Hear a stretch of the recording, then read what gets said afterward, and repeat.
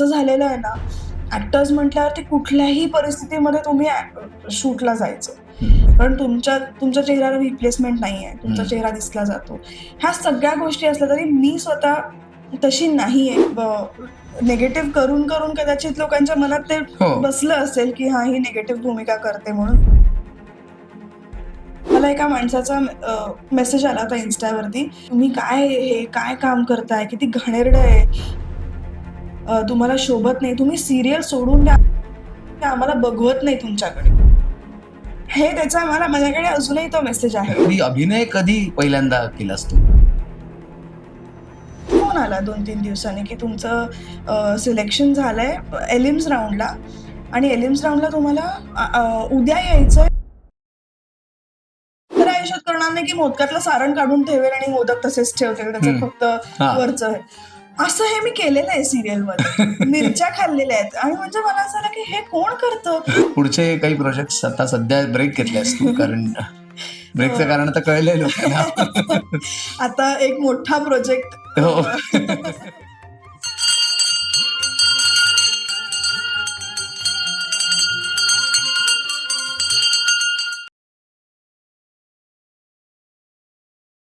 नमस्कार कुंजिका. बऱ्याच दिवसांपासून मनात होतं की स्वामी कृपा क्रिएशन्स मध्ये कृपा संवाद या पॉडकास्ट मध्ये तुला गप्पा मारायला बोलवायचं आणि आज तो योग जुळून आलेला आहे. तर सर्वप्रथम स्वागत आहे तुझं आधी. Thank you so much. तुला कसं वाटलं आज इथे येताना? खूपच छान वाटलं, कारण माझा हा पहिला पॉडकास्ट आहे. अरे वा. माझं म्हणजे बोलणी खूप होतात, चर्चा होते की भेटूया करूया, पण अजून ते असं झालं नव्हतं आणि माझा पहिलाच पॉडकास्ट आहे, त्याच्यामुळे मला आय एम शुअर मला मजा येणार आहे. नक्कीच मजा येणार आहे.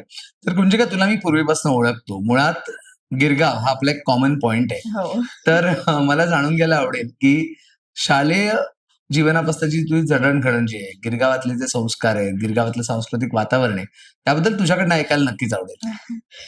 नक्कीच. म्हणजे माझं माहेर गिरगावातलं, सासरही गिरगावातलं, शाळा, कॉलेज सगळं गिरगावातच आहे. आणि जसं आता तू म्हटलंस तसं की कल्चर जे आपलं गिरगावातलं आहे, ते मला अगदी म्हणजे त्याच्यातच मी वाढलेली आहे. शाळा माझी सेंट कोलंबा, त्याच्यामुळे ती पण जवळ. आणि म्हणजे आपल्या लोकांमध्येच वाढले मी. बरोबर. आणि मला सुरुवातीला खरं सांगू तर मला म्हणजे खूप लोक, गर्दी, किंवा मी राहायचे, माझं माहेर सिक्कानगरचं. बरोबर. आणि सिक्कानगरच्या समोर भाजी गल्ली होती आहे म्हणजे. पण त्या भाजी गल्लीमध्ये पूर्वी ना खूप गायी अशा फिरायच्या, अशाच मोकाट फिरायच्या.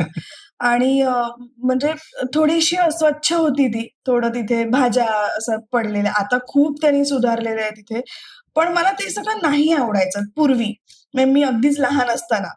पण मग नंतर जेव्हा कळायला लागलं, जेव्हा आई बाबांनी हे आमच्यामध्ये आधीपासून हे केलं की जितकं साधं, जितकं म्हणजे आपण ज्या ठिकाणी राहतो, ज्या ठिकाणी वाढलोय, त्या ठिकाणचं कल्चर, त्या ठिकाणचं जे काही सराउंडिंग आहे त्याच्यामध्ये ऍडजस्ट करून आपण कसं पुढे जायचं, हे जेव्हा शिकवत गेले आई बाबा, तेव्हा मग त्याचं महत्व कळायला लागलं. आणि आता तर म्हणजे मला गर्दी हवी असते. मला सवयच आहे, मला एकटी मी राहूच शकत नाही, किंवा घरामध्ये सुद्धा मी एकटी असेल तर मला कसं तरी होतं.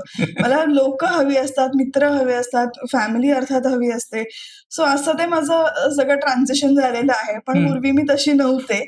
आणि डेफिनेटली नंतर हळूहळू म्हणजे शाळा कॉलेज झाल्यानंतर जेव्हा मी अजून म्हणजे आता जो माझा ग्रुप आहे, फ्रेंड सर्कल आहे, त्याच्यामध्ये गेल्यावरती मग अजून वेगळी माझ्यामध्ये डेव्हलपमेंट आली. म्हणजे थोडी काय होतं, जेव्हा आपण चांगल्या सर्कलमध्ये असतो, त्यांच्या विचारांनी आपले सुद्धा विचार अजून प्रगल्भ होत जातात. सो तसं मी म्हणू शकेन की त्या लोकांच्या सानिध्यात राहून सुद्धा डेफिनेटली माझ्यामध्ये खूप बदल झालाय. बरोबर.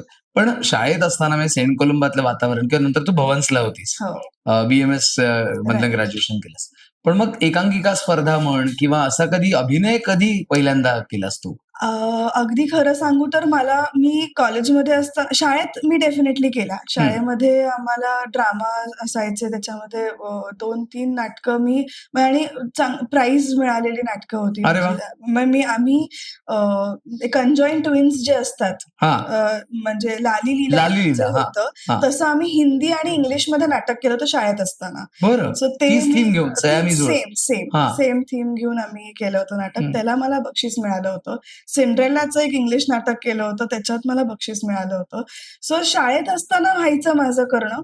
पण मग कॉलेजमध्ये गेल्यावरती समहाऊ थोडंसं म्हणजे आता थोडासा काय म्हणतो क्रीम क्राऊड फार नसल्यामुळे मी बवन्सला असताना मी गेले सुद्धा ड्रामा स्कूलला. पण मला फार तिथे म्हणजे नाही मी ऍडजस्ट होऊ शकले तिथे. आणि BMS होतं त्याच्यामुळे थोडंसं काय होतं तिथे सायन्स, आर्ट्स, कॉमर्स ह्या सगळ्या कॉमर्स स्ट्रीम मधले आणि आर्ट्स स्ट्रीम मधले जास्त लोक कल्चरल याच्यामध्ये इन्व्हॉल्व्ड होते. तर BMS असल्यामुळे मला फार तिकडे नाही जाता आलं. सो कॉलेजमध्ये तो माझा सगळा ट्रॅक सुटला होता. पण शाळेत असताना म्हणजे लहान असताना माझ्या आजीच्या म्हणजे आईची आई जिथे राहायची प्रेरणा बिल्डिंगमध्ये तिकडे आमच्याकडे माघी उत्सव असायचा. माघी गणेशोत्सव. आणि त्याच्यात आम्ही बऱ्याच वेळेला म्हणजे दरवर्षी असायचंच आमचा माझ्या बहिणीचा आणि माझा परफॉर्मन्स काही ना काहीतरी म्हणजे सगळ्यातच.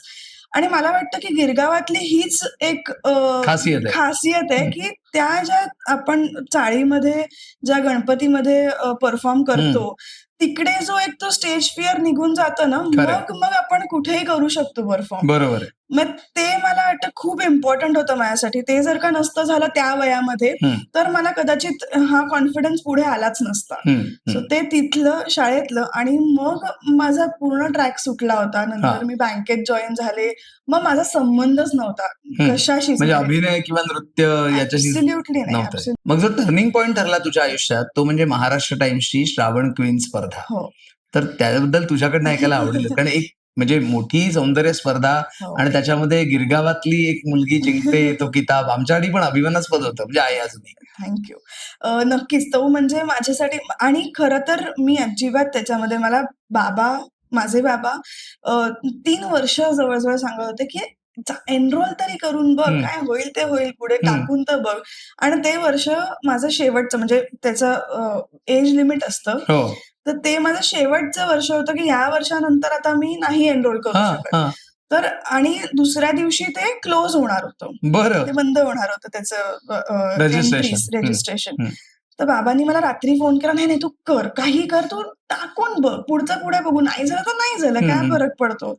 असं करत मी अगदी कंटाळा करत खरं अक्षरशः टाकले त्याच्यामध्ये रजिस्टर केलं एनरोल केलं. आणि मला फोन आला 2-3 दिवसांनी की तुमचं सिलेक्शन झालंय एलिम्स राऊंडला आणि एलिम्स राऊंडला तुम्हाला उद्या यायचंय रुईया कॉलेजमध्ये एक परफॉर्मन्स काहीतरी 1.5 का 2 मिनिटाचा परफॉर्मन्स असेल आणि इंट्रोडक्शन असं असेल परफॉर्मन्स. ती पहिली राऊंड असेल म्हटलं. आणि तेव्हा माझी बँक सुरू होती. म्हटलं उद्याच्या उद्या असं काय मी परफॉर्म करू कारण माझं काही टचच नव्हतं ना या सगळ्याशी. तर मी एक राज्य नाटकामध्ये एक नाटक केलं होतं आणि त्याच्यातला एक मोनोलॉग मग मी म्हटलं की ठीक आहे तर तो काहीतरी असायला हवं म्हणून तो करूया. रात्री 10-10:30 वाजता मग तो परफॉर्म केला कारण बँकेतनं आल्यानंतर मग ते सगळं. अच्छा नोकरी करून तिकडे परफॉर्म करायला रात्री 10:30. रात्री 10:30 म्हणजे मी माझी तयारी करत होते. दुसऱ्या दिवशी मग मी सकाळी दुसऱ्या दिवशी ऑफिसमधनं मग मी सांगितलं की आज नाही येता येणार आणि माझ्या सासूबाई माझ्या बरोबर आल्या होत्या तिथे. तर आम्ही तिथे गेलो. तिथे बघितलं तर एवढ्या मुली होत्या. 109 एंट्रीज होत्या तिथे त्या दिवशी मुंबईतल्या फक्त. बाकी ठाणे वगैरे वेगळंच. मुंबईतल्या 109 एंट्रीज आणि त्या सगळ्यांना मुली म्हणजे दिसत होतं त्यांच्यातला तो कॉन्फिडन्स दिसत होता की ते डान्स करणारे आहेत किंवा त्या शिकलेल्या म्हणजे प्रॉपर ह्याच्यातलं शिक्षण घेतलेल्या मुली आहेत. मला असं वाटलं की ह्याच्यात काही आपलं होणार नाहीये. आता आलो तर परफॉर्म करून जावं म्हणून. तर केलं मी पहिल्या माझा नंबर अगदीच सुरुवातीचा होता. मी परफॉर्म केलं. मी निघाले तिथून कारण की मला इतका कॉन्फिडन्स होता की माझं नाहीच होणार सिलेक्शन. मी निघाले. मी घरी आले दुपारी आणि तिथले माझे काही रुईयातले मित्र होते. मग त्यांनी फोन केला रिझल्टसाठी ये तर झालं नाही झालं बघूया, तू येऊन तर बघ कोण कोण होते ते तरी तुला कळेल तरी कोणाचे काय काय. आणि मग मी परत गेले रुईयाला संध्याकाळी 7 वाजता वगैरे आणि माझं नाव अनाऊन्स झालं. That was surprise for me. सुखद धक्का. अगदी सुखद धक्का. आणि म्हणजे समीर दादा होते, समीर चौगुले त्यावेळेला जज होता. आणि तेव्हा मी नंतर बोलल्यावरती त्यांनी मला सांगितलं की परफॉर्मन्स चांगला झाला होता आणि प्रश्न उत्तरांमध्ये खूप मनस्वीपणे उत्तरं दिलीस आणि ते आम्हाला जास्त भावलं. त्याच्यामुळे आम्हाला तुला पुढे घेऊन जावं असं वाटतंय, असं त्यांनी मला तिथे सांगितलं. आणि सिलेक्शन झालं. त्याच्यानंतर 10 दिवसांचं आमचं ग्रूमिंग सेशन होतं. ग्रूमिंग सेशन मध्ये पण खूप शिकायला मिळालं. म्हणजे ते पण नोकरी सांभाळून एकीकडे दिवसभर जॉब सुट्टी घेतली. मी सुट्टी, कारण की तिथे आम्हाला दिवसभर अटेंटिव्ह राहावं लागतं. सकाळी 10 वाजल्यापासून ते संध्याकाळी 7 पर्यंत ते ग्रूमिंग सेशन रोज असतं, 10 दिवस सलग. आणि तिथे सुद्धा माझं असं झालं होतं की मी एक परफॉर्मन्स ठरवला होता. तो आम्ही त्यांना परफॉर्म करून दाखवावा लागतो आदल्या दिवशी, म्हणजे फिनालेच्या आदल्या दिवशी तो आम्हाला परफॉर्म करून दाखवावा लागतो. तो मी दाखवला सुद्धा. आणि दाखवल्यानंतर कुठेतरी रात्री असं वाटायला लागलं की नाही, हा समहाव मला असं वाटतं की ह्या परफॉर्मन्सवरती मी जिंकू शकणार नाही. मग रात्री पुन्हा आता काय करायचं, उद्या फिनाले, आता काय करायचं असं ठरवत मग माझा एक मित्र आहे कृणाल म्हणून, तर तो माईम आर्टिस्ट आहे स्वतः. तर त्याला मी सांगितलं, तो रुईयाचाच आहे. त्याला मी म्हटलं की नाही, मी जे ठरवलंय ते मला नाही वाटत आहे त्यांनी मला बक्षीस मिळू शकेल, एवढं ते ताकदीचं नाहीये. तर मला ठीक आहे, मग आपण काहीतरी वेगळं बसवायचं का? म्हटलं हो, तू शोध काहीतरी. मग त्यांनी पॅन्टोमाईम नावाचा एक आर्ट फॉर्म आहे, तर ती त्यांनी मला पाठवली. मी म्हटलं हा, हे करूया आपण. आणि ते त्यांनी मला संध्याकाळनंतर असं त्यांनी मला ते शिकवलं इकडे घरी. त्याच्यासाठी काय पॅन्टोमाईम मध्ये काय असतं, म्हणजे मी परफॉर्म करते, म्हणजे माझ्या परफॉर्मन्स मध्ये असं होतं की एक माझ्या दुसऱ्या हातामध्ये मास्क आहे आणि त्या मास्कला मी शर्ट घातलंय आणि मी त्याच्याबरोबर परफॉर्म करतेय. तर ते सगळं बनवणं खूप ऐन वेळेला उद्याच्या दिवशी कसं, मग नवरा आणि धीर दोघे कामाला लागले. ते तिकडे ते बिचारे मास्क आणि ते शर्ट वगैरे शोधत होते, मी इथे माझं परफॉर्मन्सची तयारी करत होते. आणि रात्री तो ठरवला, रात्री तो शिकले मी त्याच्याकडनं, प्रॅक्टिस केली आणि दुसऱ्या दिवशी तो परफॉर्म केला. तर ते तिकडे तयारी करत होते माझ्या परफॉर्मन्ससाठीची. माझे इथे रिहर्सल सुरू होत्या. असं सगळ्यांना पहिल्यावरती धरलं होतं आणि फायनली मग रात्री तो बसला परफॉर्मन्स, घरी एकदा करून दाखवला आणि मग दुसऱ्या दिवशी फिनाले होता. तरी मला अशी धाकधूक होती की बापरे, कारण अगदीच फ्रेश शिकले होते आणि त्याच्यामध्ये प्रॉप्स पण खूप होत्या. म्हणजे रोज होतं, मास्क होता, तो जड होता मास्क, शर्ट होता आणि ते त्या सॉन्ग वरती बरोबर बसलं पाहिजे असं होतं. तर तिकडे काही पंचायत व्हायला नको, असा याच्यामध्ये केला तो परफॉर्म, छान झाला. आणि ट्रस्ट मी दादा, मला ऑडियन्स मधनं दिसत होतं, जे बघायला आले होते ते ऑडियन्स मधनं मला तिकडूनच सांगत होते की झालीयस तू, आमच्यासाठी झालीयस तू. कारण काय होतं, बऱ्याचदा म्हणजे मुली डान्स परफॉर्म करतात, ऍक्ट होतो, पण काहीतरी वेगळं होत नाही. आणि मला तीच रुखरुख होती आदल्या दिवशी की माझं काहीतरी वेगळं झालं पाहिजे, तर ते कॅची होईल, तर ते काहीतरी वेगळं दिसेल. आणि ते झालं. आणि मग असं करत करत फायनल राऊंड पर्यंत पोहोचले आणि शेवटची राऊंड होती, ज्याच्यामध्ये प्रश्न उत्तर, म्हणजे प्रश्न एक विचारला जातो, 5 जणी असतात आणि त्याचं उत्तर मराठीत आपल्याला लिहून द्यायचं असतं. लिहून उत्तर द्यायचं असतं 1 मिनिटामध्ये. तर ते पण मला एक टर्निंग पॉइंट ठरला, कारण त्याचं उत्तर मला म्हणजे अप्रिशिएट केलं खूप जजेस. आठवतंय प्रश्न आता? प्रश्न होता स्त्रीचं महत्व काय, म्हणजे स्त्रीचं महत्व आताच्या काळात काय आहे. तर म्हणजे मला अगदीच नीट नाही आठवत, पण ज्या रूपात आपल्याला स्त्री म्हणजे घरात दिसते, आई, बहीण, बायको ह्या रूपामध्ये, तशीच ती बाहेर सुद्धा आपल्याला वावरताना ज्या कॉन्फिडन्सनी दिसते, म्हणजे एकूण समप असं होतं की या सगळ्यामध्ये जो ती मेळ साधत असते, तेच तिचं खरं महत्व आहे. कारण कोणी तिच्याशी, म्हणजे अर्थात असतात, नवरा असतो बोलायला, आई बाबा असतात बोलायला, पण तिच्या मनातलं फक्त तिला माहित असतं आणि हे सगळं ती बाकीचं हँडल करून करत असते. सो हे मी त्यावेळेला जे इलॅबोरेट करून लिहिलं त्याच्यावरनं ते जजेसना खूप आवडलं आणि फायनली क्राऊन मिळाला. पण ज्या वेळेला तो क्राऊन स्वीकारलास, प्रचंड टाळ्यांचा कडकडाट झाला, श्रावण क्वीन. तर तो क्षण कसा होता म्हणजे? मेस्मरायझिंग होता माझ्यासाठी. म्हणजे एकतर माझ्यासाठी एक्सपेक्टेड नव्हतं अजिबात. कारण डे 1 एलिम्स राउंड पासून मी खूप म्हणजे निगेटिव्ह नाही म्हणता येणार, पण मी सोडून दिलं होतं. मी होईल तर एवढी होईल. उत्साही नव्हतीस म्हणजे पण मला की करायचंच आहे असं. म्हणजे करायचं होतं डेफिनेटली, पण मला तेवढा कॉन्फिडन्स नव्हता. कारण माझा ब्रेक होता खूप वर्षांचा. मी परफॉर्मन्स किंवा स्टेज हे मी केलं नव्हतं बरेच वर्ष. तर ते जेव्हा अनाउन्स झालं क्राउन, पण ऑफकोर्स मला त्या परफॉर्मन्स नंतर थोडासा कॉन्फिडन्स आला होता, की मी होऊ शकतेय कारण माझं छान झालंय आतापर्यंतचं. आणि जेव्हा क्राउन डोक्यावरती माझ्या त्यांनी घातला त्यावेळेला म्हणजे मला एका मिनिटात असं झालं, की बापरे! म्हणजे हे माझ्यामध्ये होतं आणि मला हे माहीतच नव्हतं. सो तो स्टेज माझ्यासाठी एक टर्निंग पॉइंट ठरला. दुसऱ्या दिवशी सकाळी फ्रंट पेजवरती मटावरती जेव्हा आपला फोटो दिसतो. आठवतोय मला तो दिवस, कारण अरे कुंजिका महाराष्ट्र टाइम्स श्रावण क्वीन असं झालं होतं. म्हणजे ते खूप वेगळं फिलिंग असतं आणि अनएक्सपेक्टेड. म्हणजे मला या क्षेत्रात यायचंय किंवा मला या क्षेत्रात काही काम करायचंय हे कुठेही माझ्या डोक्यात नसताना आणि मी त्याचं सगळं क्रेडिट माझ्या बाबांना देईन. कारण त्यांनी जर मला आदल्या दिवशी रात्री बसवलं नाही तू कर, हे केलं नसतं तर माझं हे पुढचं काहीच झालं नसतं. कदाचित आज आपण बोलतही नसतो एवढं. शेवटी योगाच्या गोष्टी असतात आणि तो टर्निंग पॉइंट यावा लागतो आणि आपण म्हणतो जे विधिलिखित असतं ते होतं. तर श्रावण क्वीन झालं, पण मग आता इथून पुढचा जो प्रवास होता, कारण बँकेतली नोकरी, मग एकीकडे आता एक सौंदर्य स्पर्धा, त्यातला क्राऊन मिळणं, पुढचा प्रवास कसा होता? म्हणजे मालिका पहिली जी मिळणं आहे, तो टर्निंग पॉइंट कधी आला? मी त्याच्यानंतर सुद्धा बँकेत काम करतच होते आणि मला इनफॅक्ट म्हणजे त्याच्यानंतर सुद्धा मला एवढं हे नव्हतं, की मला मालिकेत किंवा फिल्म्स करायच्या आहेत असं, की ह्या क्षेत्रामध्ये मला कारण कॉन्फिडन्स अजून तेवढा नव्हता. आणि तो जो माझा एक मोठा ब्रेक होता कॉलेजमध्ये काही नाही. त्याच्यानंतर बँकेत आपलं एक नॉर्मल लाईफ सुरू होतं. सो त्या ब्रेकमुळे ना मी थोडीशी मागे खेचले गेले होते. आणि श्रावण क्वीन नंतर मी ऑडिशन्स द्यायला लागले होते. पण बँक सांभाळून, की मला हे सांभाळून जे करता येईल ते मी अधून-मधून करत राहीन असं. पण मग नंतर एका पॉइंटला असं कळलं, की ते शक्य नाहीये.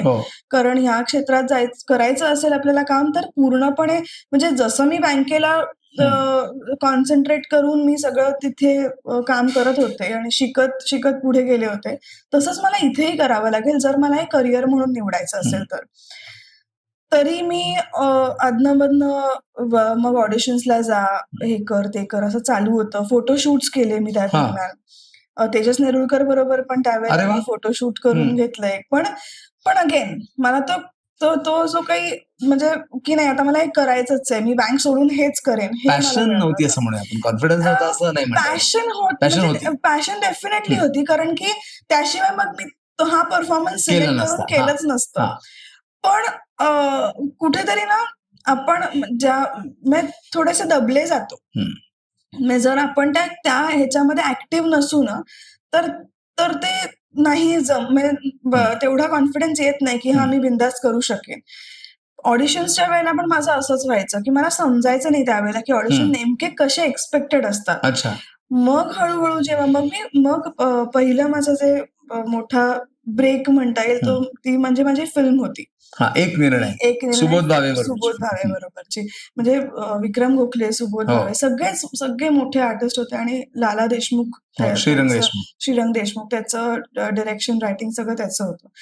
तर त्याचा मला फोन आला आणि आमचं फेसबुकवरती बोलणं झालं होतं आणि त्यावेळेला मला असं झालं की काच मला हे अप्रोच करतील. बरोबर आहे, श्रावण क्वीन झाली वगैरे सगळं ठीक आहे, पण हे फेकही असू शकतं. मग त्यांनी म्हणजे आमची भेट झाली आणि मग कळलं की नाही हे फेक नाहीये, ह्याच्यात काहीतरी तथ्य आहे. आणि मग त्यात चर्चा होऊन शेवटी ती फिल्म मला मिळाली. पण तेव्हा सुद्धा तेच अगेन एकदम तुम्ही एवढ्या सगळ्या मोठ्या लोकांसमोर जेव्हा परफॉर्म करायला उभे राहता तेव्हा ततबप होते, तेव्हा समजत नाही. डायरेक्ट लीड होती ती.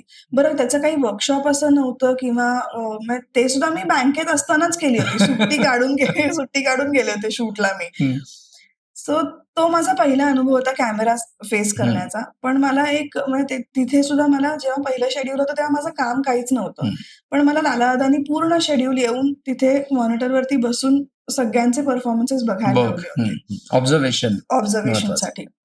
आणि मी सगळे परफॉर्मन्सेस बघितले होते. म्हणजे माझं भाग्य त्यावेळेला की मला विक्रम काकांसारखे एवढे पहिलाच चित्रपट विक्रम काका आणि सुबोध भावे अपोजिटला. हो, म्हणजे त्यांचे परफॉर्मन्स बघणं, असं प्रत्यक्ष बघणं हे खूप कमी लोकांच्या नशिबात आलं असेल. म्हणजे माझ्यासारख्या नवीन अगदी माझ्यासाठी ते खूप कमाल एक्सपिरियन्स होता तो. आणि लाला दादांनी मला ते करायला लावलं की एक अख्खं शेड्यूल फक्त बघ, ऑब्झर्वेशन. म्हणून मी तिथे ऑब्झर्व केलं होतं. पण डेफिनेटली तेव्हा अजूनही मी परफॉर्मन्सच्या बाबतीत तेवढी हे नव्हते. जे आज मॅच्युरिटी परफॉर्मन्समध्ये जी आहे ती त्यावेळेला डेफिनेटली नव्हती. सो तो परफॉर्म केला. त्याच्यानंतर पण अगेन बँक माझी होतीच चालू. मग स्वामिनी आल्यावरती मग मला ठरवावं लागलं की नाही आता काहीतरी सिरियल डेली सोप करायचं म्हटल्यावरती काहीतरी एक आपल्याला मार्ग निवडायला हवा. दोन्ही दगडांवरती पाय ठेवता येणार नाही. आणि एक निर्णय घ्यावा लागेल. चित्रपटानंतर तो घ्यायला लागला. मला वाटतं 1.5 वर्षानंतर ते सुद्धा आलं माझ्याकडे. त्यात सुद्धा माझं असं होत होतं की काय करावं, कारण मी होते दुबईमध्ये. माझं जेव्हा सिलेक्शन झालं इथे स्वामिनीसाठी तेव्हा मी दुबईत होते आणि तेव्हा त्यांनी मला सांगितलं तू अर्जंट काय ते आम्हाला आत्ताच्या आत्ता सांग. आणि निखिल आणि मी तिथे होतो आणि मोठा डिसिजन होता, कारण की बँक सोडून कम्प्लिटली म्हणजे तुम्हाला 20-22 दिवस कंपल्सरी द्यायला पाहिजेत. पण मग मला निखिलनी आणि घरच्यांनी सगळ्यांनी सपोर्ट केल्यामुळे मग मी म्हटलं की नाही ठीक आहे आता सोडून देऊया बँक, कारण धडपड करत किती राहणार ना. बरोबर. मग सोडून दिली आणि मग लागले मी या ट्रॅकला. स्वामिनी मालिकेतली तुला जी भूमिका मिळाली आनंदीबाई पेशवे, नकारात्मक भूमिका आणि तेवढीच कणखर अशी भूमिका, ती भूमिका स्वीकारताना काही दडपण आलं की पहिलाच रोल मिळतोय तो आपल्याला मालिकेतला मोठा, हा असा खलनायकी ढंगाचा मिळतो. हो, अगदीच. म्हणजे दडपण म्हणजे काय, मी तर खूपच ऍक्च्युली सुरुवातीला मी थोडे अपसेट झाले होते, कारण मी त्या स्वामिनीसाठी पण मी ह्याच्या आधी मी लीडसाठी ऑडिशन दिली होती, पार्वतीबाई ह्या कॅरेक्टरसाठी पण ऑडिशन दिली होती आणि मला डायरेक्ट फोन आला आनंदीबाईंसाठी. तर मला असं झालं की का बरं, म्हणजे असं का मला झालं असेल बरं. माझं असं काही लुक मध्ये पण असं काही हे नाहीये की मी तशी वाटेन किंवा काय. आता निगेटिव्ह करून कदाचित लोकांच्या मनात ते बसलं असेल की हा ही निगेटिव्ह भूमिका करते म्हणून, पण पहिल्या भूमिकेत तसं काही नव्हतं. पण मला वीरेन सर जे आमचे त्यांनी मला म्हटलं होतं की नाही ह्या कॅरेक्टरला खूप शेड्स आहेत, तुला करताना खूप मजा येईल. आणि तेव्हा कुठे काय, म्हणजे शेड्स आहेत करताना मजा हे तेव्हा कुठे काय सुचत होतं. पण मला तो चान्स घ्यायचा होता, डेफिनेटली घ्यायचा होता. आणि मग मी हो म्हटलं आणि सुरू केलं. पण सुरू केल्यानंतर सुद्धा मी जवळजवळ 1.5 महिना मला ते असं दडपण येत होतं की मला हे जमतंय की नाही, पहिली गोष्ट. आणि दुसरं म्हणजे माझ्या चेहऱ्यावरती ते विलनिश भाव तेव्हा येत नव्हते. मला भीती वाटत होती आणि तेव्हा ते एक्सपेक्टेडही नव्हते विलन हे करणं. पण मला रडायला यायचं की आपण असे नसतो खऱ्या आयुष्यात.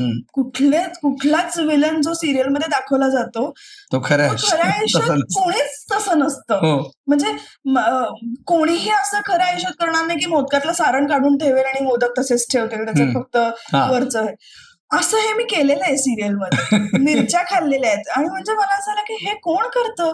मला रडायला यायचं. म्हणजे शूट झाल्यावरती मला आलं होतं मी हे काय करतेय, असं नसतं.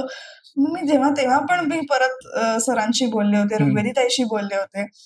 पण मग तेव्हा तिने मला समजावलं होतं की हीच तर मजा आहे. हाच अभिनय आहे की जे आपण खऱ्या आयुष्यात नसतो, ते जर का आपण कन्व्हिन्सिंगली दाखवू शकलो ऑडियन्सला आणि ते जर का त्यांना आवडलं तर तू जिंकलीस ना.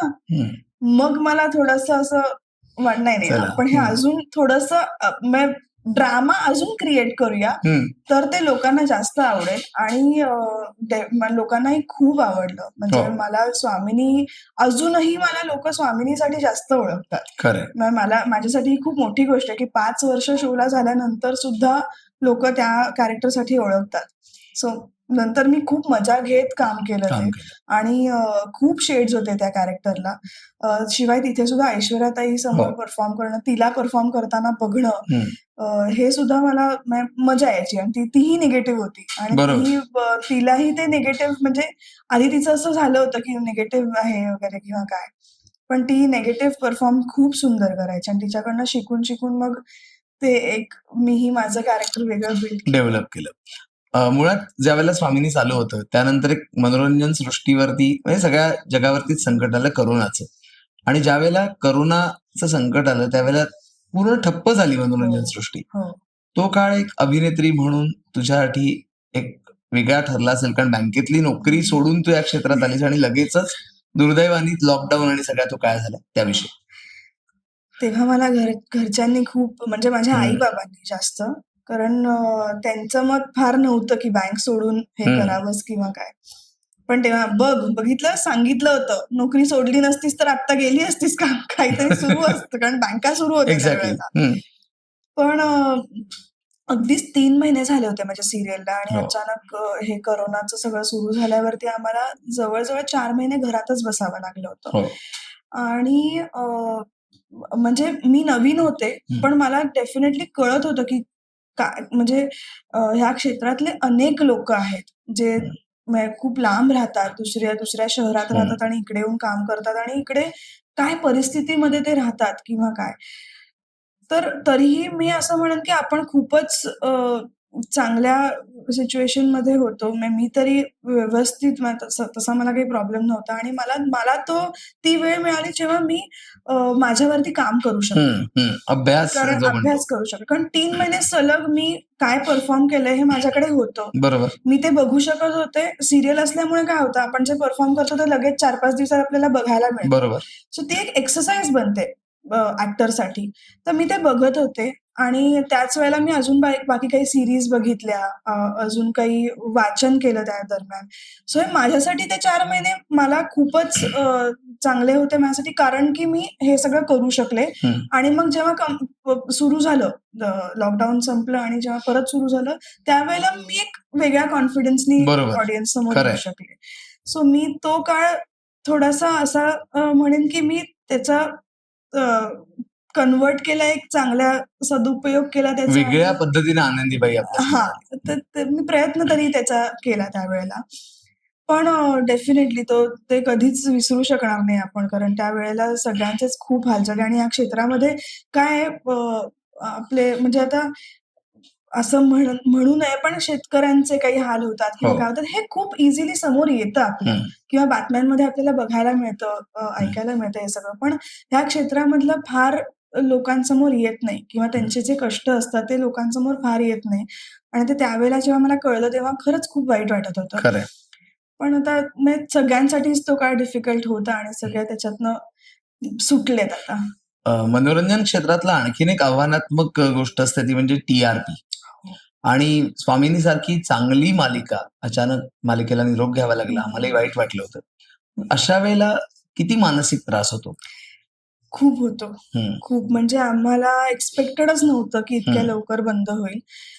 कारण शो चांगला चालला होता. लोकांचा रिस्पॉन्स खूप चांगला होता.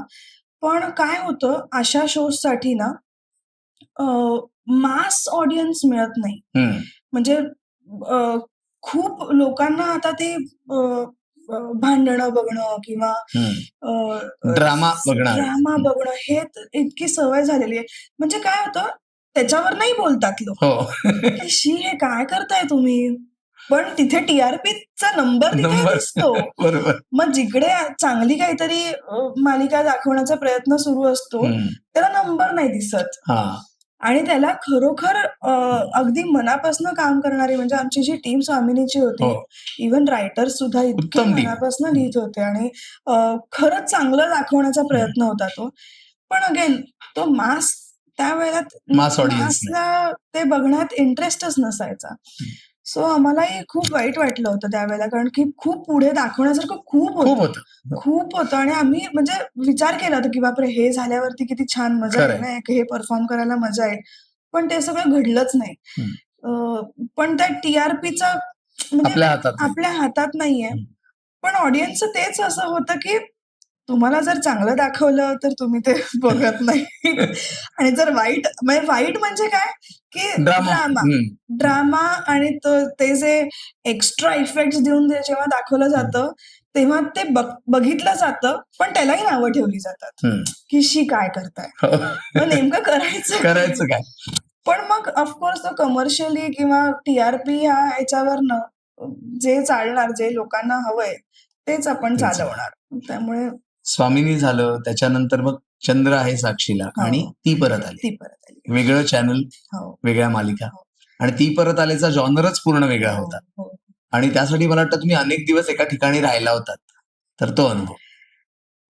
ती परत आली याचा माझा अनुभव खूपच छान होता, खूपच छान. कारण आम्ही जवळजवळ 5 महिने एका वेगळ्या ठिकाणी म्हणजे रिसॉर्टवरती जाऊन तिथेच राहिलो होतो, कारण तेव्हा बायोबबल होतच. आम्हाला ट्रॅव्हल करणं अलाउड नव्हतं आणि त्या मालिकेसाठी आम्ही शूट करायचो त्याचे टायमिंग्स खूप विचित्र होते, खूपच. कारण सगळं रात्री जॉनर होतं जॉनर, त्याच्यामुळे सगळं शूटिंग आमचं रात्री चालायचं आणि शिफ्ट पण असे असायचे की 3 वाजताची शिफ्ट वगैरे असेल तर 3ला सुरू केल्यावरती दुसऱ्या दिवशी पहाटे किंवा दुसऱ्या दिवशी सकाळी 8 वाजता वगैरे आमचं पॅकअप व्हायचं.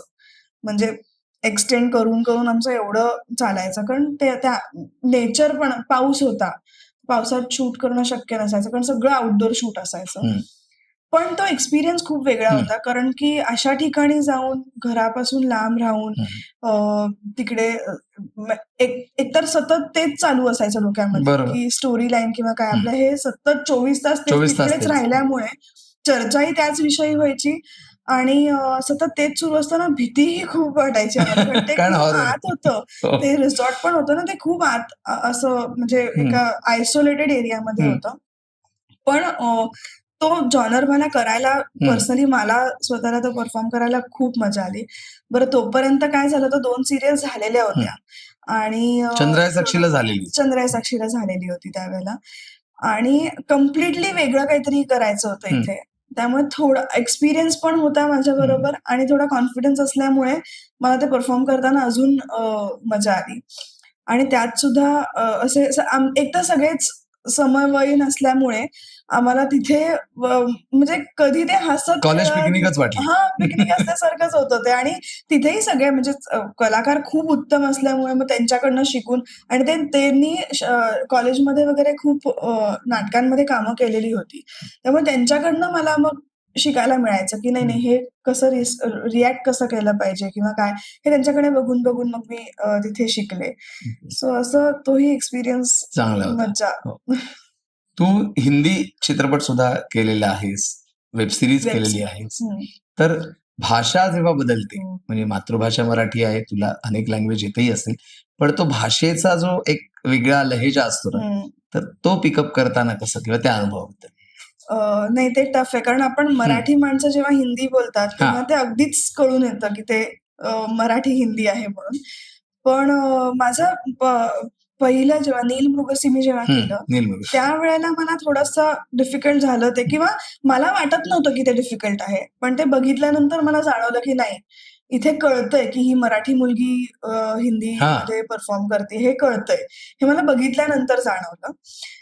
पण त्याच्यानंतर मग मी असा प्रयत्न केला की आपण जास्तीत जास्त नॉर्मल बोलताना, म्हणजे जे माझे नॉन महाराष्ट्रीयन फ्रेंड्स होते त्यांच्याशी मी इंग्लिशमध्ये बोलायचे, मग इंग्लिश न बोलता आपण हिंदीत बोलूया, म्हणजे मग ते पॉलिश होत राहील. आणि मग मी त्याच्यावरती काम करून मग ते पॉलिश करून मग एपिलॉग मध्ये परत जेव्हा हिंदी परफॉर्म करायचं होतं तेव्हा, आणि तो मला फरक आत्ताही जाणवतो बघताना. सो पण तो आहे फरक आणि तो आपल्याला वर्क करायलाच पाहिजे. म्हणजे असं नाही म्हणता येणार की आपण मराठी आहोत तर मग काय हरकत आहे, असं नाही जर तिकडे आपल्याला परफॉर्मन्स करायचा असेल तर. नाही नील मृगसी मधले सहकलाकार आणि पुढच्या प्रोजेक्टचे हिंदी प्रोजेक्टचे सहकलाकार यांच्याबद्दल सांगा थोडं. नील मृगसी मध्ये पण स्मिताताई होतीच आणि अक्षय होता माझ्याबरोबर आणि डिरेक्टर आमचे सेमच होते, कृणाल डिरेक्टर होता. तर नील मृगसीच्या वेळेला स्मिताताई बरोबर मी पहिल्यांदाच काम करत होते, तर ती तेव्हा गुजराती अच्छा. परफॉर्म म्हणजे तिचं बॅकग्राऊंड गुजराती होतं. ती हम्म. गुजराती आहे असं दाखवलं होतं. आणि तिने जे भाषेचं आता आपण बोललो, तिने फार उत्तम परफॉर्म केलं होतं. एक गुजराती बाई म्हणून हिंदीत बोलणं अच्छा. किंवा काय, तिने तो एक टोन घेतला होता. बरं. आणि परत जेव्हा एपिलॉग मध्ये करायचं तर एपिलॉग अगेन हॉरर होती. आणि तिथे जेव्हा हे करायचं होतं तेव्हा तिचा तो एक चेंज ओव्हर होता. आणि तिचे डोळे खूप सुंदर असल्यामुळे ते बघायला खूप आणि तो कम्फर्ट झोन आला होता मला तिच्या बरोबर परफॉर्म करताना, कारण ती अदरवाईज पण अशी खूप छान फ्रेंडली आहे. सो तो अक्षय बरोबर पण ऑफकोर्स अक्षय केळकर बरोबर पण. सो त्या दोघांबरोबर परफॉर्म करताना मला काहीच प्रेशर किंवा डिरेक्टर टीम खूपच छान आणि सेम टीम असल्यामुळे त्यांच्याबरोबर परफॉर्मन्सचं मला काही प्रेशर नव्हतं. सेकंड ह्याच्यामध्ये मी ठरवून भाषेवरती काम केलेलं होतं, त्याच्यामुळे मला तेही कम्फर्टेबल झाले होते मी तोपर्यंत. सो दोन्हीमध्ये आणि वेगळं काहीतरी परफॉर्म करायला मिळालं होतं, वेगळ्या भाषेत होतं. सो वेगवेगळ्या भाषा तुझ्या आयुष्यात आल्या आणि श्रेया घोषालच्या एका गाण्यासाठी पण तू फीचर झाली होतीस. ती भाषा पण वेगळी होती मला. हो, ते तमिळ गाणं. त्याबद्दल सांग. गाणं तमिळ होतं, पण ऍक्च्युली काय झालं त्याच्यामध्ये आम्हाला लिपसिंग नव्हतं. त्यामुळे त्याचं प्रेशर नव्हतं भाषेचं. अर्थात आम्ही गाणं आधी ऐकून त्याचा अर्थ समजून घेतला होता, सगळं झालेलं होतं, ते सगळं केलेलंच होतं डेफिनेटली. पण लिपसिंग नसल्यामुळे त्याचं प्रेशर नव्हतं. पण म्हणजे श्रेया घोषालनी गायलेल्या गाण्यावरती कारण तिच्या आवाजातच ते एक्सप्रेशन आहे. ते एक्सप्रेशन स्क्रीनवरती मॅच करणं ही खूप मोठी गोष्ट आहे. आणि ते मला नशिबाने मिळालं मला ते करायला. आणि तेही खूप म्हणजे त्या तमिळ गेटअपमध्ये आणि सगळं असं होतं. आम्ही कोकणात शूट केलं होतं ते गाणं. पण ते कोकण अजिबात वाटणार नाही, इतकं सुंदर. म्हणजे कुठेतरी साऊथमध्ये शूट केल्यासारखंच वाटतंय. आणि अगेन तेच की श्रेया घोषालचे जे गाण्यातलं एक्सप्रेशन आहे ते स्क्रीनवरती करताना वेगळी मजा आली होती. किंवा त्याच्यामध्ये मला थोडासा डान्स होता, भरतनाट्यम होतं. सो हे वेगवेगळं भरतनाट्यम नाही. मला तिथे आशयनी शिकवलं, म्हणजे आशयची बायको भरतनाट्यम डान्सर आहे. तर तिच्याकडनं मग तिच्याकडनं त्यांनी शिकून मग त्यांनी मला ते शिकवलं होतं. आणि ते काय गाणं म्हटल्यावरती 2-3 दिवसामध्ये कम्प्लीट करणं गरजेचं असतं. तर ते थोडेसे पॅचेस होते, पण शिकायला तर तेवढं पाहिजे ना. ते पॅचेस दाखवताना आपण 5 सेकंद 10 सेकंद दाखवतो, पण ते शिकायला प्रॉपर पूर्ण ते शिकायला गरजेचं होतं. पण असं म्हणजे वेगवेगळ्या गोष्टी होत्या त्याच्यामध्ये. ते सगळं करायला किंवा मला बोटिंग करायचं होतं. बोटिंग वगैरे मला अजिबात ते झेपत नव्हतं. पण ते त्यावेळेला होऊन गेलं. आणि ऑफकोर्स आशय होता, ऋषिकेश होता, त्याच्या ह्या सगळ्यांच्या मदतीने आणि त्यांच्या कोऑपरेशनने खूप छान झालं ते सुद्धा. कुंजिका, मालिका, वेब सिरीज, त्याचप्रमाणे चित्रपट, तिन्ही माध्यमात काम केलंस. प्रत्येकाचे प्लस मायनस असतात. तू कुठल्या झोन मध्ये कम्फर्टेबल आहेस? आता तर टेलिव्हिजन डेफिनेटली, कारण मी सगळ्यात जास्त काम टेलिव्हिजनवरती केलेलं आहे. आणि मी मगाशी म्हटलं तसं टेलिव्हिजनवरती काम करताना काय होतं, परफॉर्म जे आपण केलंय ते लगेचच बघायला मिळतं. आणि ते बघितल्यावरती ती एक एक्सरसाइज बनते की रोज काहीतरी ते बघितल्यावरती मग ह्याच्यामध्ये आपण बदल करू शकतो, किंवा हे वाक्य असंही घेतलं असतं तर चाललं असतं. ते लगेच आपल्याला प्रेझेंट करता येतं. 4 दिवसानंतर मी त्याच प्रकारचं दुसरं काही वाक्य आलं तर मी त्या पद्धतीने घेऊ शकते. आणि ते घेतल्यानंतर मी परत बघू शकते की ओके, हे जातंय किंवा हे वेगळं वाटतंय, ह्याच्यामुळे काहीतरी कॅरेक्टरला वेगळा हे येतोय. सो मला ते खूप आवडतं टेलिव्हिजनमध्ये. शिवाय रोज काम सुरू असल्यामुळे टेक्निकली खूप गोष्टी कळतात. बरोबर. लाईटच्या आहेत, कॅमेराच्या आहेत, किंवा म्हणजे आता कॅमेरामध्ये ट्रॉली जेव्हा लागते त्यावेळेला एक्सप्रेशन कसे कुठल्या स्पीडनी द्यायचे किंवा काय, ह्या सगळ्या टेक्निकली खूप गोष्टी कळतात. सो सुरुवात टेलिव्हिजननी करणं मला वाटतं खूप गरजेचं आहे, कारण त्याच्यामध्ये शिकायला खूप मिळतं. आणि ऑन फील्ड आपण सतत असल्यामुळे ते रोज प्रोसेस होत आता इतकं ते बसलेलं आहे की आता माहितीये म्हणजे हे कुठे आपण काय कसं करू शकतो. आणि आपल्या बरोबरचे जे परफॉर्मर्स असतात, आता जेव्हा त्यांच्या बरोबर आपले संवाद होत असतात, तेव्हा आपण जेव्हा दिसत नसतो तेव्हा समोरचा आर्टिस्ट कसं परफॉर्म करतोय आणि तो कसा रिॲक्ट करतोय हे सुद्धा बघायला खूप मजा येते. आणि मी ते खूप ऑब्झर्व्ह करायचे. म्हणजे आता माझं मॅक्झिमम काम विशाखाताई बरोबर असायचं शुभविवाहामध्ये. आणि ती उत्तम, म्हणजे ती टेक्निकली इतकी साऊंड आहे ना, आणि ऑफकोर्स तिच्या क्राफ्टमध्ये ती आहेच आहे. आणि तिला बरोबर माहितीये कुठे कशी रिॲक्शन द्यायची, म्हणजे तिचा क्लोज कसा लागेल हे तिला बरोबर माहिती असायचं. सो ह्या गोष्टी मला तिच्या खूप ऑब्झर्व्ह करायला मिळाल्या आणि शिकायला मिळाल्या. शुभविवाहाकडेच मी येणार आहे की स्टार प्रवाहासारखा मोठा बॅनर आणि मोठी सिरियल, शुभविवाहाचा अनुभव खूप काही देणारा होता. त्याविषयी आता मी जवळजवळ 2.5-3 वर्ष शुभविवाहामध्ये काम केलेलं आहे. म्हणजे डे 1 जेव्हा माझा प्रोमो शूट झाला होता, पहिल्या प्रोमो पासून माझी सुरुवात झाली या शोची. आणि जे कॅरेक्टर मला ब्रीफिंग दिलं होतं त्याचं ते खूप छान डेव्हलप होत गेलं पुढे. आणि मी म्हटलं तसं विशाखाताई होती किंवा मृणालताई होती, माझी जी आई होती शोमध्ये ती. ह्यांचे परफॉर्मन्सेस बघायला पण खूप मजा यायची आणि शिकायला खूप मिळायचं. विशाखाताई म्हणजे रोल व्हायच्या आधी, कॅमेरा रोल व्हायच्या आधी ती इतकी मस्करी कर किंवा इतकं काहीतरी टाइमपास कर. पण ती जेव्हा, कारण तिचं कॅरेक्टर वेगळं होतं. आपण कधी तिची एक वेगळी ओळख आहे लोकांसाठी आज. आणि इकडे आल्यावरती तिचं एक ती रागिणी म्हणून जी दाखवलीये ती एक वेगळीच हे दिसायची. आणि माझे मॅक्झिमम सीन्स तिच्या बरोबर असायचे. सो ते बघताना आणि ते तिला ऑब्झर्व्ह करताना मला खूप मजा यायची. आणि शुभविवाहाच्या आधी माझा जवळजवळ एक 8-9 महिन्यांचा ब्रेक झाला होता. कारण मी थांबले होते की मला चांगल्या चॅनलवरती चांगलं काहीतरी काम हवं अशा ह्याने मी थांबले होते. आणि हा शो सुद्धा थोडासा पुढे गेला आमचा. म्हणजे सिलेक्शन झाल्यानंतर सुद्धा 5-1 महिने आमचा शो पुढे गेला होता. ही एक परत वेगळी अनसर्टन्टी असते की सिलेक्शन झालंय पण शो कधी होईल माहित नाही. हो, म्हणजे त्या दरम्यान सुद्धा मला अजून 3-4 शो येऊन गेले होते. पण इथे ऑलरेडी माझी कमिटमेंट होती असल्यामुळे मी काही घेऊ शकले नव्हते. पण तो एक ब्रेक झाल्यानंतर जेव्हा सुरू केलं होतं तेव्हा जरासं अगेन की परत नव्याने एक वेगळं कॅरेक्टर उभं करायचंय. पण रोजचं काम आणि म्हणजे रोज परफॉर्म करण्यामुळे जे शिकायला मिळत होतं ते मला या शोमध्ये कन्सिस्टन्सीमुळे खूप मिळालं. कारण 2.5-3 वर्ष एक कॅरेक्टर करणं आणि त्याच्यामध्ये वेगवेगळं काहीतरी करत राहणं. म्हटलं असं टेलिव्हिजनलाच हे करता येऊ शकतं की रोज आपण करतोय, रोज आपण शिकतोय आणि मग ते सुधारून त्याच्यामध्ये काहीतरी वेगळा बदल आणून आपण करू शकतोय. सो ते शुभविवाहामुळे शक्य झालं. आणि टेक्निकली मला खूप गोष्टी कळल्या इथे.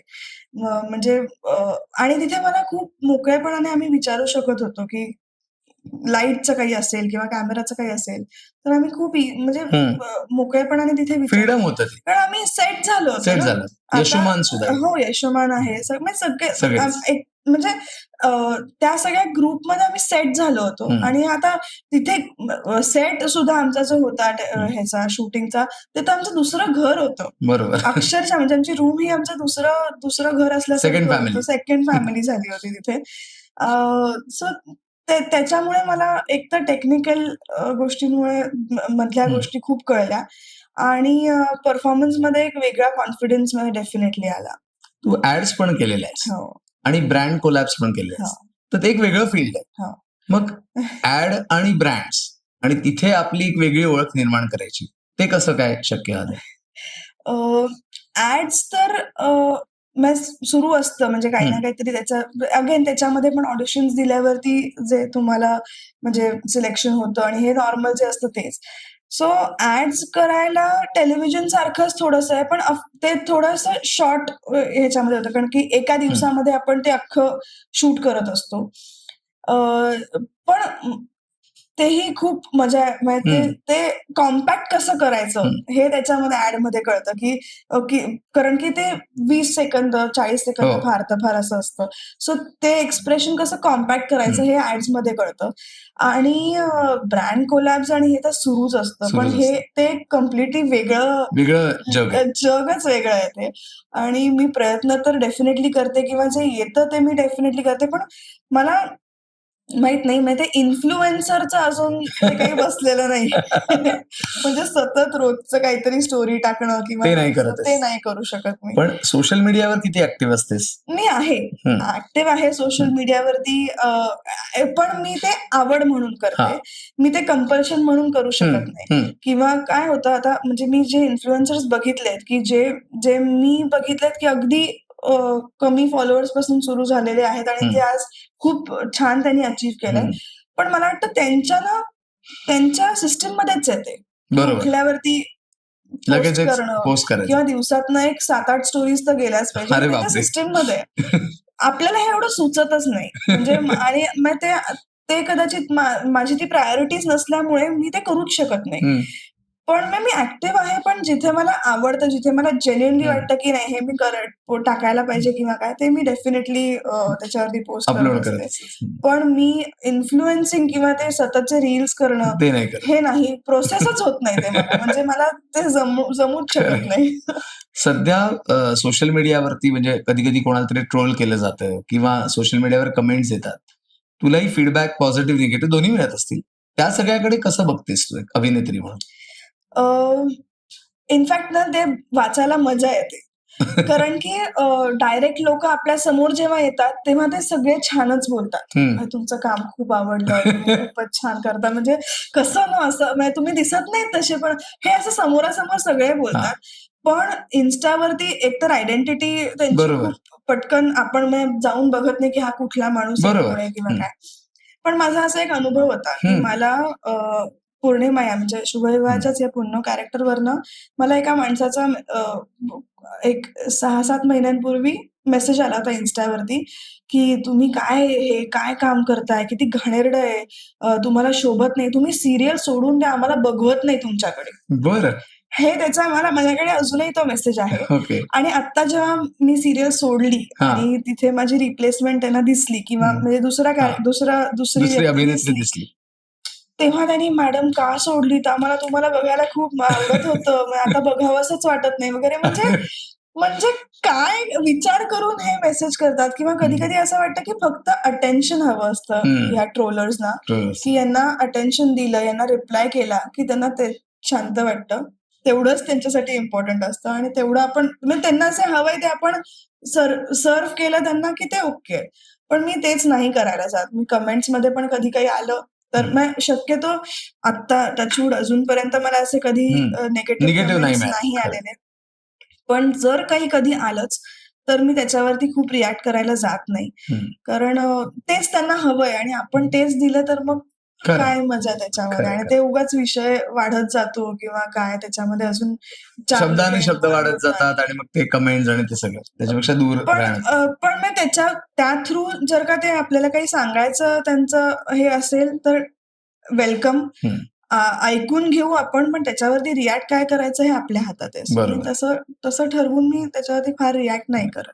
मगाशी बोलताना एक पटकन राहून गेलं की मटा नाविन्य सन्मान पण तुला मिळालेला होता. नाविन्य सन्मान हा कुठला काय प्रकारचा सन्मान आहे? मटाच्या दरवर्षी ना डेब्युटंट म्हणजे जे नवीन ऍक्टर्स येतात त्यांच्यासाठी एक हा म्हणजे अवॉर्ड त्यांनी केलेला आहे. मटा सन्मानच्याच दरम्यान ते देतात हा. आणि त्यावेळेला फिल्मही आली होती, स्वामिनी शोही झालेला होता दरम्यान. सो तेव्हा मला मटा नाविन्य सन्मान त्यांनी दिला. म्हणजे फ्रेश फेस आणि डेब्युटंट अशा ह्यानी तो मला दिला गेला होता.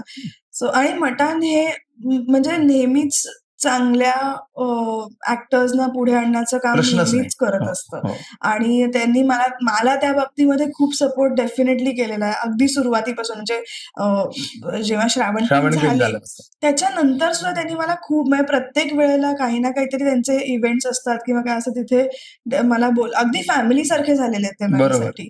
आणि मग हा पुरस्कार सुद्धा त्यांनी दिला.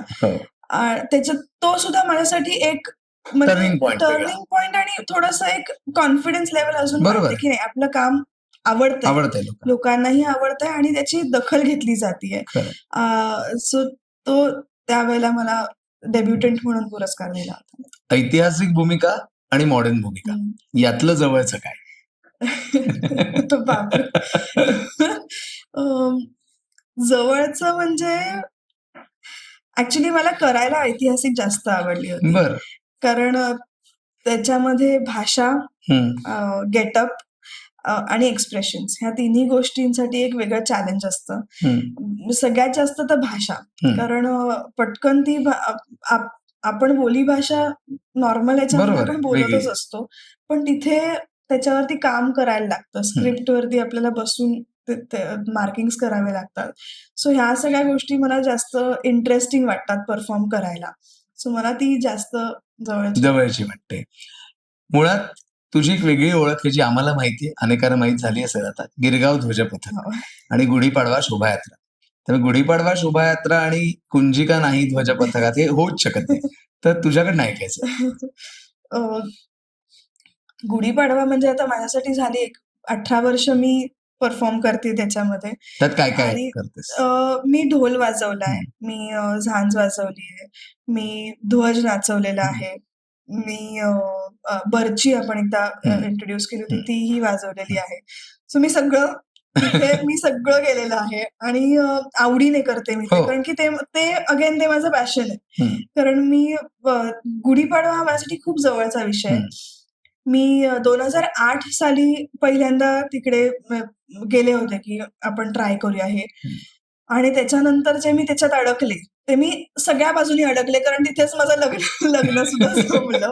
आणि मग त्यात सुद्धा मला असं वाटतं की मी आणि माझी बहीण हे प्रत्येक वेळेला तिथे म्हणजे खूप फोटोग्राफर्स किंवा आधी जेव्हा मी या क्षेत्रात नव्हते तेव्हा सुद्धा बऱ्यापैकी तिथे आम्हाला कॅप्चर केलं जायचं किंवा आमच्याशी जेव्हा न्यूज चॅनल्स वाले पण येतात तेव्हा सुद्धा मीडिया खूप कव्हरेज आमचं तेव्हाही घेत होते.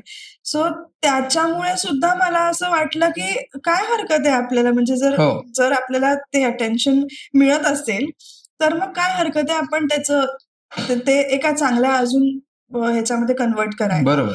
सो त्याच्यात एक वेगळा कॉन्फिडन्स आला आणि मग रस्त्यावरती एवढे लोक आपल्याला बघत असताना परफॉर्म करणं ते एक वेगळाच अनुभव आहे आणि ती एक वेगळी झिंग आहे. म्हणजे ती तुम्ही तिकडे केलं तरच तुम्हाला ती कळू शकते आणि हे गिरगावाशिवाय दुसरीकडे कुठे जमणार आहे.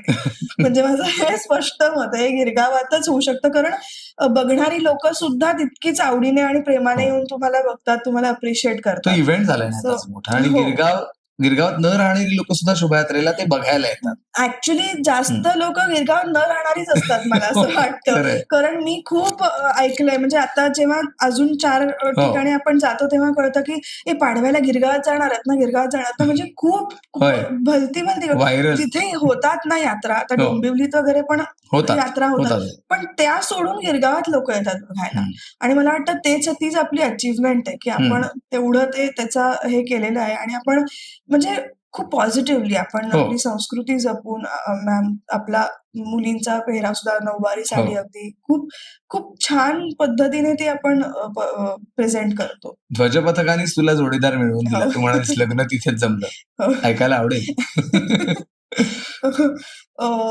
मी निखिल माझा नवरा ह्याला मी आधीपासून पथकामुळेच आधीपासून ओळखत होते. आम्ही खूप चांगले मित्र होतो आणि म्हणजे मला माहित नाही त्याच्यामध्ये माझं ध्वजपथकामध्ये माझी इन्व्हॉल्वमेंट खूप वाढली होती.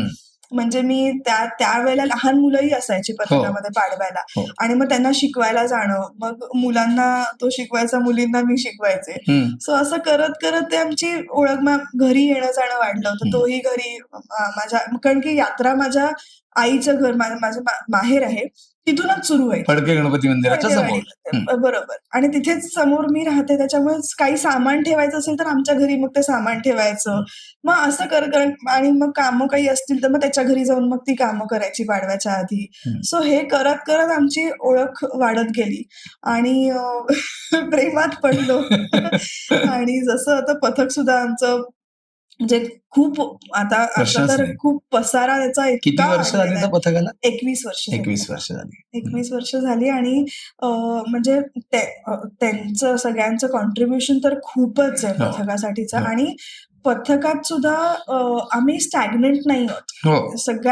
सगळ्यात विशेष गोष्ट ही आहे की दरवर्षी काहीतरी नवीन परफॉर्म करण्याचा येस. प्रयत्न असतो. काहीतरी नवीन वाद्य इंट्रोड्यूस करतो. ताल वेगळे असतात आमचे. आणि आता तर आम्ही गेल्या वर्षी आम्ही रामायण दाखवलं. आता ह्या वर्षी आपण नरसिंह होता. दाखवलं. सो आणि त्याला रिस्पॉन्सही खूप चांगला मिळाला, कारण की दाखवायचं म्हणून नाही, बरोबर. पण हे म्हणजे आत्ताची जी नवीन पिढी आहे, हो. यांना ती संस्कृती आपली कळली पाहिजे, या गोष्टी कळल्या पाहिजेत, ह्या उद्देशाने दाखवतो आपण. आणि त्याचा जो परफॉर्मन्स पण जो बसवला जातो तो इतका प्रोफेशनली बसवला जातो की कुठेही त्याच्यामध्ये आपल्याला म्हणजे अरे हे राहिलं असं नाही होत. कारण त्याच्यामध्ये सगळ्या आता सोनियाताई सुद्धा त्याच्यामध्ये आपल्याला मदत करते. सोनिया परचुरे, विजय चव्हाण आहेत, ते आपल्याला मदत करतात. सो हे जे काही प्रोफेशनल माणसं आहेत आणि प्रोफेशनल आणि शिवाय कल्चरली पण खूप स्ट्रॉंग आहेत ही माणसं, त्यांच्याकडनं आपल्याला गायडन्स मिळतो. सो ते सगळं एकत्र येऊन इतकं सुंदर दिसतं. आणि म्हणजे मुळात जे बसवतात हे सगळं, त्यांचा थॉट प्रोसेसच हा आहे की पुढच्या जनरेशनला या गोष्टी पोचल्या पाहिजे त्या गोष्टी, आणि या पद्धतीने पोचल्या तर त्या जास्त पटकन रिसीव्ह होतात. सो तो प्रयत्न आहे आमचा आता. भविष्यामध्ये अजून काय करायला पाहिजे? रंगभूमीकडे वळायचा असा विचार नाही का? आहे.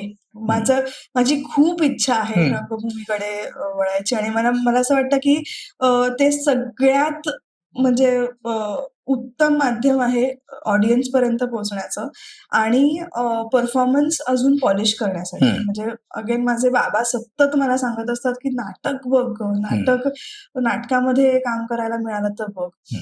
तर डेफिनेटली मला नाटकात काम करायचंय. आता काय होतं, सिरियल सुरू असल्यामुळे नाटकात काम करणं खूप डिफिकल्ट होतं. तरी म्हणजे करणारे करतात.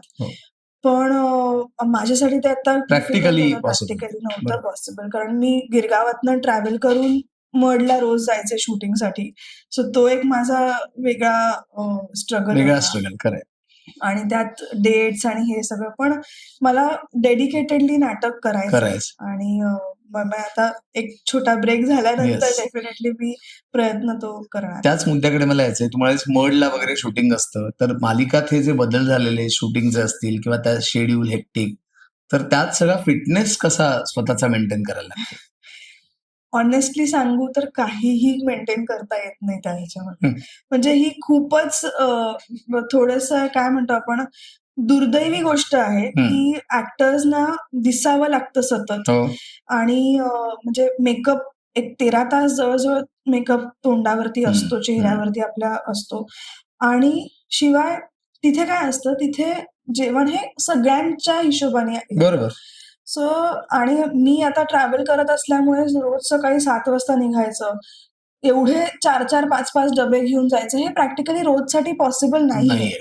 म्हणजे तुमच्याकडे हाऊस हेल्प असेल तरच हे जमू शकतं. पण त्या तरी किती वाजता येणार? सकाळी 6 वाजता येऊन स्वयंपाक तुमचा करून जाणार असं नाही होत. पण ते खूप डिफिकल्ट आहे. आणि म्हणजे मला असं वाटतं की ते 13 तास कुठेतरी कमी झाले ना, तर सगळ्यांसाठीच, म्हणजे टेक्निशियन्स सुद्धा. कारण आम्हाला तरी ठीक आहे, आम्ही आमच्याकडे रूम्स असतात, तर आम्ही जाऊन जरा वेळ आडवं पडू शकतो किंवा जरा आमच्या स्पेसमध्ये बसू शकतो सतत लाईट समोर. पण टेक्निशियन्सना ते फॅसिलिटी नाहीये. त्यांना पूर्ण 13 तास ऑन टोज राहावं लागतं. जो मधला ब्रेक असतो तेव्हाच ते बिचारे पटापट जेवतात आणि तिथेच एक 10 मिनिटं विश्रांती घेतात.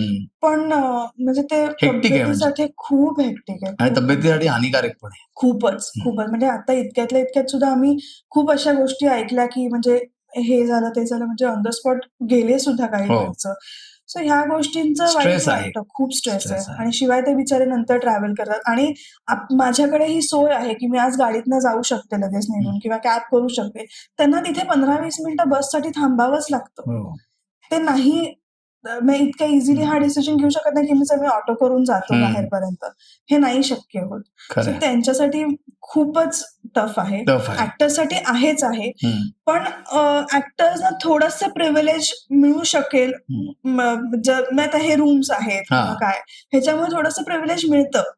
किंवा आपण बिहाइंड द स्क्रीन वाल्यांचा जॉब जास्त टफ आहे. खूप आहे. टेक्निशियन्सचा टेक्निशियन्सचा खूप हेक्टिक आहे. ठीक आहे. पुढचे काही प्रोजेक्ट आता सध्या ब्रेक घेतल्यास तू, कारण ब्रेकचं कारण आता कळलंय लोकांना. आता एक मोठा प्रोजेक्ट हो. कुटुंबियांकडनं मिळणारं जे सहकार्य ते तर खूप महत्वाचं आहे. नक्कीच.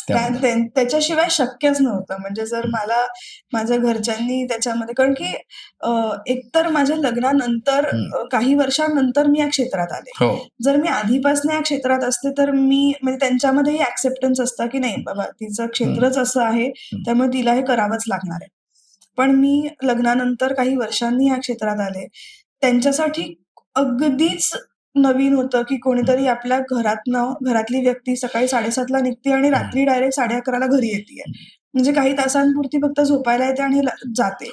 बरं, आता असं झालेलं आहे ना, ऍक्टर्स म्हटल्यावरती कुठल्याही परिस्थितीमध्ये तुम्ही शूटला जायचं. म्हणजे आता मी समजू शकते की हे डेडिकेशन असलं पाहिजे शो साठीचं किंवा आपल्या कामासाठीचं. पण मी स्वतः अशी नाहीये की मी घरच्या गोष्टी पूर्ण निग्लेक्ट करू शकते. कारण मी फॅमिली पर्सन आहे आणि मला आपले सण किंवा आपल्या घरातले काही कार्य असतील हे मी नाही मिस करू शकत. पण मी ते केले सॅक्रिफाईस, कारण ऑप्शनच नसतं. म्हणजे ऍक्टर्स म्हटलं की तुम्ही ताप असेल अंगामध्ये किंवा घरी तुमच्या माझ्या सख्या धीराचं लग्न होतं, पण तेही असेल तुम्ही तिकडे हजर राहणं जास्त गरजेचं आहे. कारण तुमच्या चेहऱ्याला रिप्लेसमेंट नाहीये. तुमचा चेहरा दिसला जातो. ह्या सगळ्या गोष्टी असल्या तरी मी स्वतः तशी नाहीये की मी घरचं सगळंच फॅमिली प्रायोरिटी देणारे तू आहेस. डेफिनेटली आहे. पण तसं असून सुद्धा माझ्या घरच्यांनी खूप मला सपोर्ट केला आणि माझ्या घरच्यांनी खूप मला सांभाळून घेतलं या सगळ्यामध्ये. कारण मी खूप गोष्टी मिस केल्या. गणपतीमध्ये मी पहिला दिवसच फक्त असायचे किंवा काय गौरींच्या वेळेला असायचे घरी. अदरवाईज मी अख्ख्या पूर्ण फेस्टिवलमध्ये मी शूटच करतेय. पण ह्या सगळ्या गोष्टी त्यांनाही थोड्याशा म्हणजे कारण मी आधी होते ना. बरोबर. अचानक माझं क्षेत्रच बदलल्यामुळे मी नंतर घरी दिसेनाशीच झाले. पण तरीही त्यांनी मला कधीच कंप्लेंट ह्याच्यावरनं केली नाही किंवा मला त्याचे रेस्ट्रिक्शन्स नाही, तू जायचंच नाही असं शूटला, असं कधीच झालं नाही. तो सपोर्ट महत्वाचा. सपोर्ट डेफिनेटली महत्वाचा आहे. पण सिरियल करताना ह्या गोष्टी म्हणजे बॅरियर आहे हे की तुम्हाला हजर राहावंच लागतं. तुमची तब्येत बिघडलेली असू दे किंवा काही असू दे, तुम्हाला show must go on. Kunjika, कृपा संवादचा एक महत्वाचा सेगमेंट आहे जो शेवटच्या टप्प्यातला, की आपल्या आयुष्यात चढ उतार येत असतात, यश अपयश येत असतं, कधी डिप्रेशन येतं, कधी संकट येतात. पण अशा वेळेला भिवू नकोस, मी तुझ्या पाठीशी असं सांगणारं कोणीतरी असतं. तुझ्या बाबतीत कोण? माझ्या बाबतीत माझा नवरा. कारण आतापर्यंत डेफिनेटली माझी आई आहेच आहे. आई तर कायमच असेल. पण कधी कधी असं होतं ना की आईपर्यंत सगळ्या गोष्टी कशाला न्यायच्या. सो नवरा माझ्या बरोबर आहे आणि कुठल्याही म्हणजे आतापर्यंत मी जॉब सोडून मोठे डिसिजन जेव्हा घेतले की जॉब सोडून आता मला ह्या क्षेत्रामध्ये काम करायचंय किंवा आता सुद्धा मला जर का एवढा मोठा डिसिजन घ्यायचा होता, कारण मला एक जवळजवळ वर्षभराचा ब्रेक तर कंपल्सरी घ्यावा लागेल. कारण मला आता जर का पुढे फॅमिली न्यायची असेल तर तेव्हा सुद्धा मला म्हणजे तो असेल की मला असं वाटतं की मग मला काही विचार करायचीच गरज नाहीये. त्याचा सपोर्ट आणि त्याचं फक्त असणं माझ्यासाठी खूप महत्वाचं आहे. आणि मला माहित नाही, पण तो असेल तर मला कशाचीच चिंता नसते. माझा नवरा माझ्यासाठी त्या रूपामध्ये भिवू नकोस मी तुझ्या पाठीशी असं आहे. आणि तो फार बोलका नाहीये. तर मला तुला त्याच्याबद्दल काही सांगायची गरज नाही, कारण लहानपणापासून त्याला तो विद्यार्थी आहे माझा, त्याच्यामुळे तो समजूतदार नवरा आहे मला माहिती. अगदीच आहे, डेफिनेटली आहे. आणि म्हणजे तो सोशल मीडियापासून तो खूप लांब आहे. त्याला फार त्याला हे सगळं खोटं जग, त्याचं असं म्हणणं असतं की हे सगळं जग खोटं आहे तुमचं, ह्याच्यामध्ये मला तू खेचू नकोस.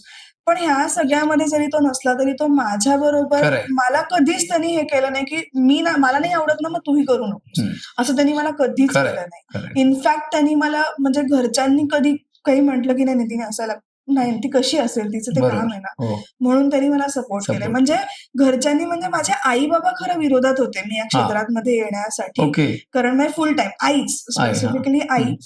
पण त्यांनी माझ्या आईला पण म्हणजे समजवलं आणि पण तो असेल की मला कसलीही चिंता नसते, म्हणजे काहीही करेल मी, असं आहे त्याचं, तो घेईल सांभाळून असं.